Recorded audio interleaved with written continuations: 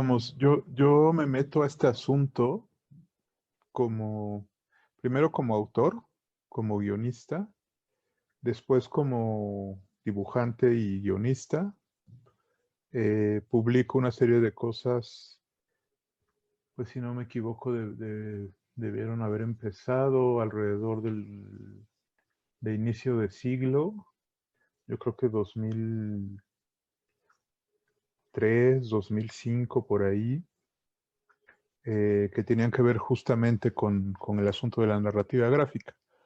Yo me enfrento con ella cuando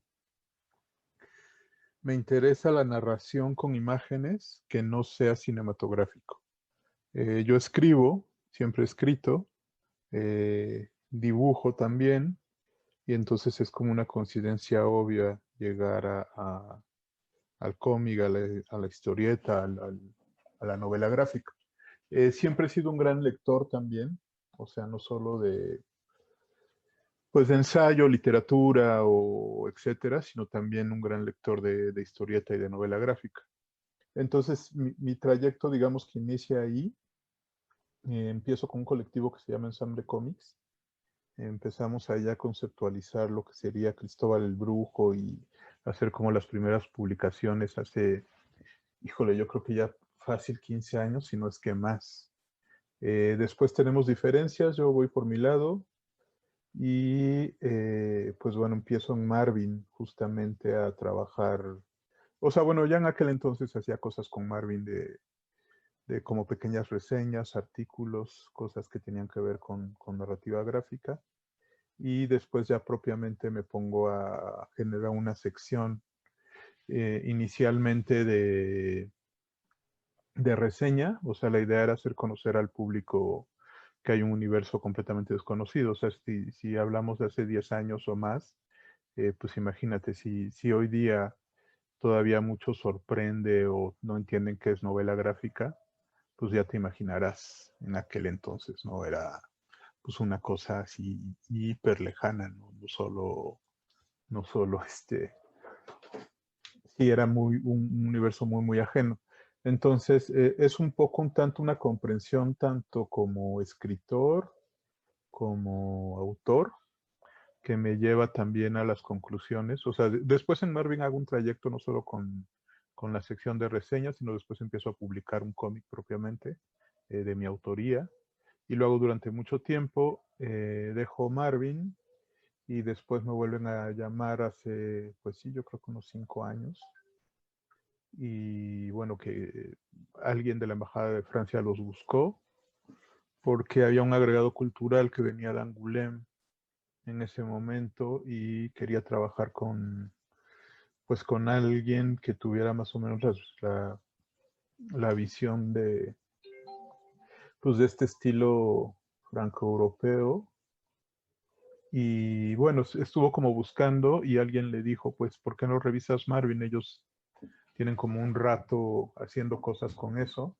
Y vio, o sea, bueno, alguien le enseñó y la directora me llamó y me dijo, oye, pues quiero que vuelvas porque acá, acá nos llamaron pues de la embajada y más bien es el trabajo que has hecho tú. Y entonces yo me reinserto a Marvin, pero ya como con la condición de editor, ¿no? Y le planteo a Ceci Velasco, la directora, en ese momento creo que estaba de editor Vicente Jauregui, de editor general, y les planteo el problema que hay con el asunto de narrativa gráfica en México, de la necesidad de abrir espacios, de crear, eh, pues otra cosa. Yo no quiero volver a hacer, o sea, regresar a Marvin para publicar el cómic de nuevo de mi autoría, sino más bien la intención era como empezar a abrir el espacio a otros para que realmente empezar desde ahí a construir pues una especie de boom o que queríamos pues accionar, ¿no? El proyecto de narrativa gráfica a nivel nacional, porque Marvin es un medio a nivel nacional. Esto obviamente lo platicamos con este agregado cultural de aquel entonces, Rafael Meltz, y bueno, también se entusiasmó muchísimo. O sea, bueno, como que había ahí todo un grupo, incluía a François Lislanger, el historietólogo Navarrete, o sea, éramos como varios, y lanzamos la primera convocatoria para enviar autores mexicanos a la Maison des Auteurs en Angoulême. Entonces ahí lanzamos una convocatoria junto con Marvin y la embajada, y así empezó como el trayecto, digamos, de ahora, que me ha llevado, bueno, no solo a escribir sobre novela gráfica, a publicar autores, a hacer exposiciones, a organizar eventos como la Feria de Historieta de Autor, el Foro Internacional de Cine y Cómic y tantas otras cosas, ¿no? que han pasado pues en este periodo de, pues yo creo que ya un poquito más de 6 años, quizás. Pero ese ha sido básicamente, ¿no? O sea, en encontrarse con una problemática de, pues todavía de un arte bastante desconocido en México. Y entonces, pues la labor ha sido, pues justamente, pues hacerlo descubrir, ¿no? Y ahí pues te enfrentas tanto como autor, como pues hacer las mil cosas, ¿no? No solo eres autor, tienes que convertirte en gestor, tienes que convertirte en editor, tienes que, pues prácticamente el proceso siento mexicano es el que se vivió en Europa y en los Estados Unidos en aquellos años 60, 70, ¿no? 80 con Metal Hurlam, Heavy Metal y todas estas revistas que construyeron esa historia en aquel momento.